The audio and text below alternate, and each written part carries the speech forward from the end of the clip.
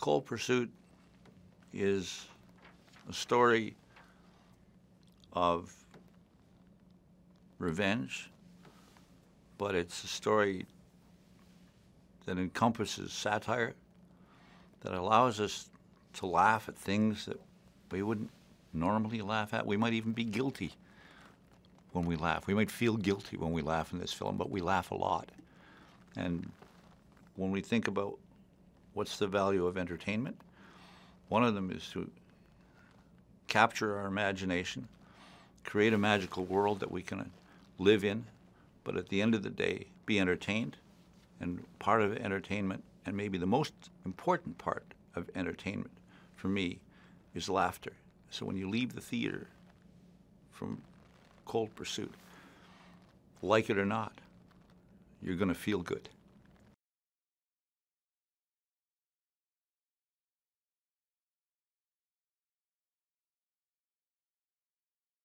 My character walks a parallel path with Liam's, in that I lose my son in this film. And unbeknownst to my character, I sit over here in my own separate little movie. Liam is here, Tom is here, and we each have a journey. And my journey is in real time, an arc that starts with the death of my son, and at the end ends with the death of the villain, with two unlikely heroes.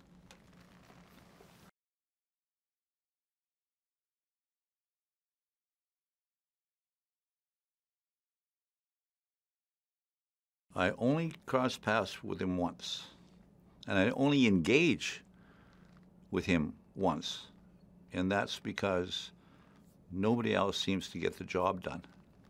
So I get the pleasure as an actor, as a character, to be this sole person.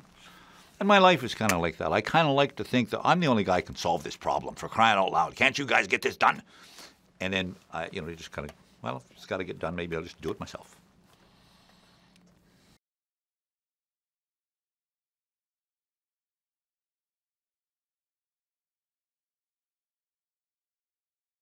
The reason I came to this project was because it made my wife laugh. When she laughed, I found pleasure. And I said, okay, maybe I'll take this serious. Maybe I'll take a read of this and look at it closely and decide whether this is something that at the end of the day, I might be able to bring something to this mix that would also bring something to me. And it did, in that this is the kind of a character I've never played. And at the same time,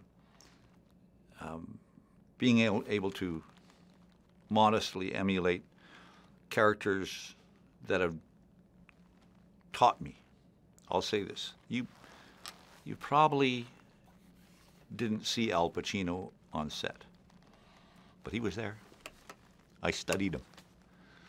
And maybe you didn't see other characters, but you can go through a list of villains, gangsters.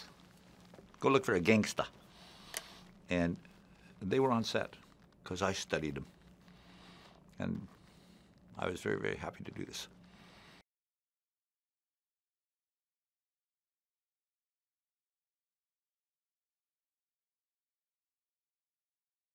We didn't work long together, but it was lasting.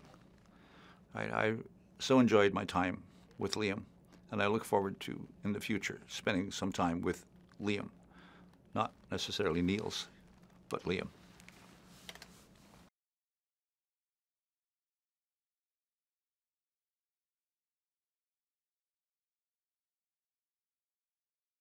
I had to find truth.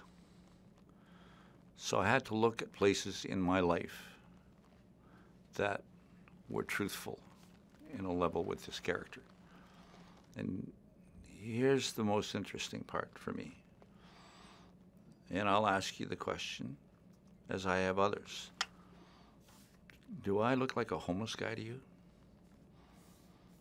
Do I look like a drug addict to you? Well, in 1988, I lived in a hole underground, and I was addicted to drugs. And there was a period of time between Christmas and New Year's where the Creator came to me. And he says, and I was crazy back then. I used to talk to the Creator, he'd talk back. And he came to me and he said, I'm going to make you a deal. And it's in the film. You can hear it in the film. He said, I want to make you a deal. I said, what's that? And he said, well, I'm going to send you an angel. And that angel is going to be worse off than you. And if you help that angel, I'm going to help you. And that brought me here to you.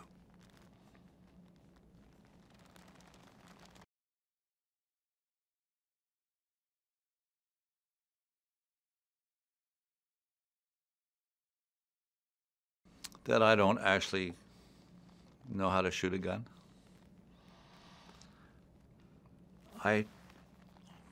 Somebody thought I knew how to paddle a canoe, and they thought I knew how to use a shotgun. So they gave me a shotgun. They didn't give me a canoe, but they gave me a shotgun. I never fired that shotgun. I think it ended up in a revolution somewhere. I think I gave it to somebody and it went off to some revolution. But I don't know how to do that. It's not in my fiber. But let me tell you what is in my fiber. What is in my fiber is, well, listen, my brother said this to me. I said, I don't really hate anything. And he said, what do you mean you don't hate anything? I said, well, maybe there's some things I don't like. I don't like misogyny. I don't like racism, bigotry, tyranny, oppression. I don't like those things. But I don't know if there's anybody I don't like. Well, you might know somebody that is like that, but I'm not saying you would. But if you do, start hanging out with other people.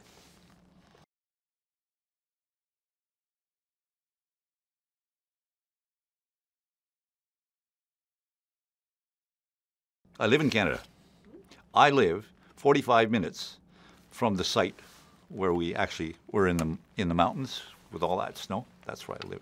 So it's, it's terrific. The whole film was, in locations that I knew. We went out to Victoria, and some stuff was shot in the interior of BC. But it's awesome, just, working at home. You work in your backyard, right?